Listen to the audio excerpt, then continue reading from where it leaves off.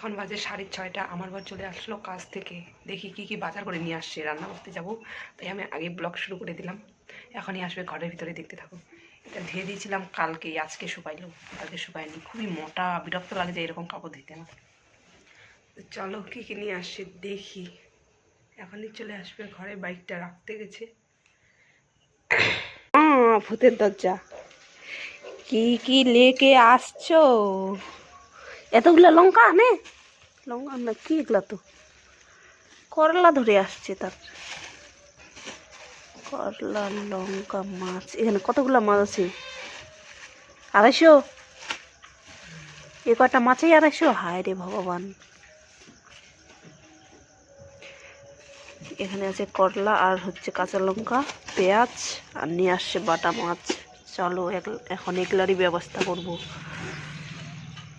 এখন 6:30 বাজে গেছে, এখন রান করতে যাচ্ছি। কি বলবো আর, সত্যি কথা বলতে রাতের বেলা এরকম বাটা মাছ টাছ মানে ছোট মাছ নিয়ে আসলে আমার মাথা খুবই খারাপ হয়ে যায়।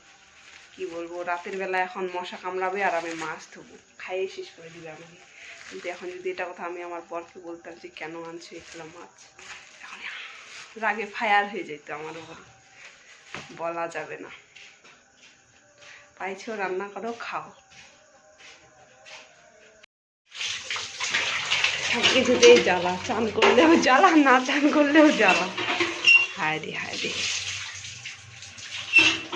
তো ফাইনালি আমি মাছ কাটার জন্য বসে গেছি। আমার বরকে অনেকক্ষণ ধরে বলে বলে তারপর আমার বর আমাকে ভিডিও করে দিল, নাহলে তো এটাও হতো না। অনেক অনেক মানে ধন্যবাদ আমার বরকে আজকে এটা ভিডিও করে দেওয়ার জন্য। তো মাছ ধুতে তো আমার একটুও ভালো লাগে না, তার মধ্যে আবার রাতের বেলা।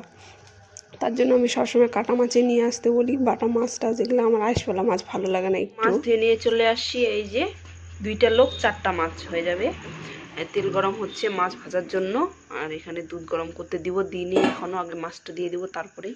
তো আমার এখন ভাত রান্না করার কথা ছিল, আমি বিকালবেলায় খাইছি, তার জন্য এখন আমি খাবো না। আমার বরের জন্য শুধু রান্না করতাম।